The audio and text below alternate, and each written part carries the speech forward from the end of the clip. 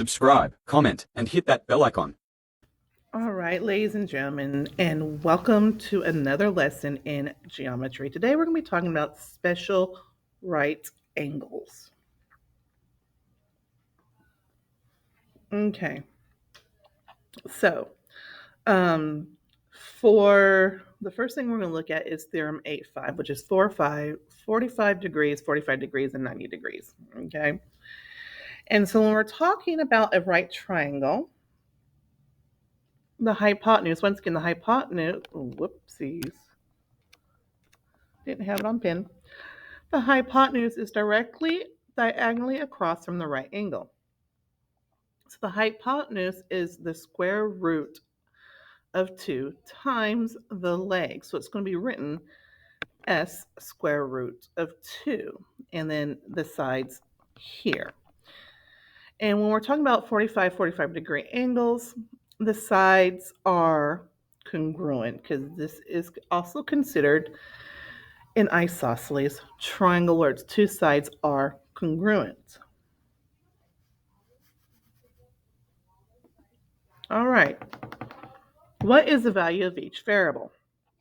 So we have 9 as a side, and we have h for the hypotenuse. And so what we're going to do is we're going to do 9 times the square root of 2, which gives us 9 square root of 2. On the other side, the leg itself is 2 square root of 2, and we're finding the hypotenuse. So we're going to do 2 square root of 2 times the square root of 2. And when you plug that into the calculator, it comes out to be 4. All right. What is the length of the hypotenuse of a 45, 90 degree triangle with a leg length of 5 square root of 3? So let's go ahead. I find it easier to always draw these out. Okay, so we're trying to find this, and the leg length is this. Okay, so remember, this is the side square root of 2. So we have, let me just go ahead and erase that and make it x square root of 2. So we're going to do 5 square root of 3 times square root of 2. I'm going to plug that into my calculator.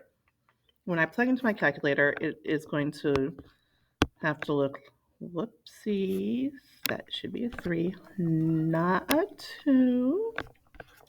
It will look like this.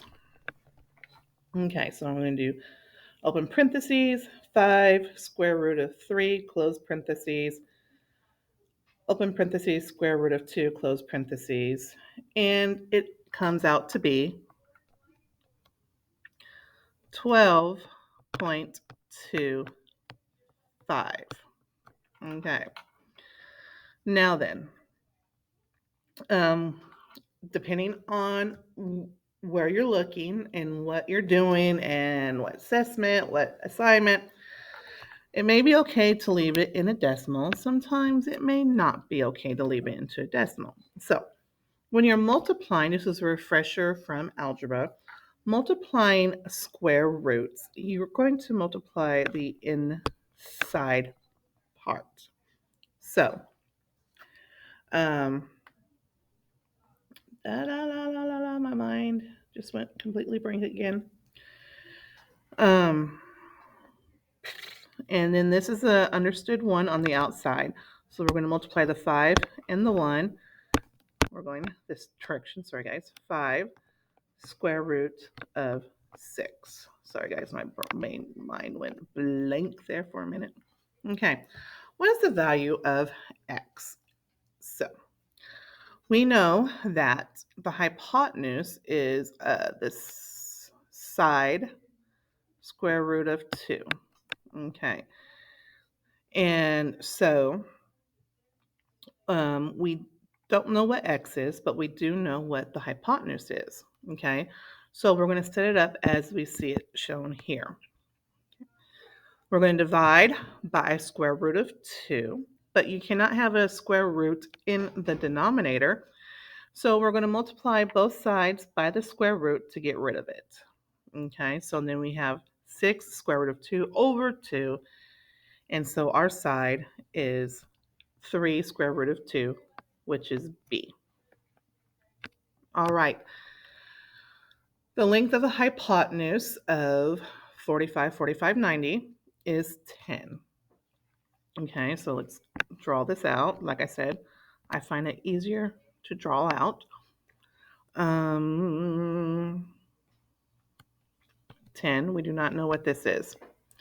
What is the length of one leg? Okay, so we have 10 equals x square root of 2. We're going to divide by our square root of 2. So we have x equals 10 over our square root of 2. Well, we cannot have a square root of 2 in the denominator. So we're going to have 10 square root of 2 over 2. Now, we can divide by that right there, 10 and 2, to simplify it. So we have 5 square root of 2 is our answer. Why can you multiply this by this? Well, because we have to get rid of the square root in the denominator, and this is an understood 1 in front. Let me draw a different color. Understood 1 in front of that square root, and you can multiply the 6 and the 1, and there is no square root there, so we don't have to worry about that. Okay. So now we have another theorem. It is 30, 60, 90 triangle theorem. Okay, for this one, the hypotenuse is going to be 2 times the shorter leg, so S, and the longer leg is going to be the square root times 3. The square root of 3 times the shorter leg. Woo! I need to get my mind in gear here.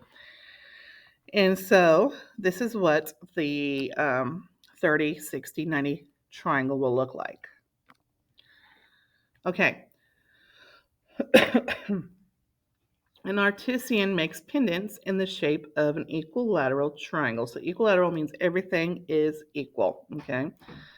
The height of each pendant is 18 millimeters. What is the length S of each side of the pendant to the nearest tenth of a millimeter? Millimeter, not milliliter. Okay. So we know that 18 is the longer side, okay? And it is equal to the square root of 3 times a side. Well, the shorter side in this case is half of S, okay? And that's where we get the half right here. Then we're going to multiply straight across, in which we get this here. Now, we are going to get rid of this fraction in this one here to move it over to the other side. So we're going to flip and multiply, in which we get this here. And so when we multiply this here, it comes out to be this, using our calculator. And to the nearest millimeter, it comes out to be here. So each side is 20.5 millimeters long. Suppose the sides of a pendant are 18 millimeters long. What is the height of the pendant in the nearest millimeter? So we have our pendant, 18, 18, and 18. Okay. We are cutting this in half, making our right triangle, our 90-degree angle. And so we know that since we split this in half, that half of 18 is 9, okay? And the height, when we go back to our theorem, the height is s times the square root of 3. So let's go back here. And so we're going to do 9 times the square root of 3. And it wants it to the nearest millimeter. So we're going to do 9 square root of 3, which comes out to be 15.58, 8, and so on. And so it's going to be 15.6. All right. What is the value of x? Okay, so this is the 45, 45. This is 7, 7, and this is x times, I'm sorry.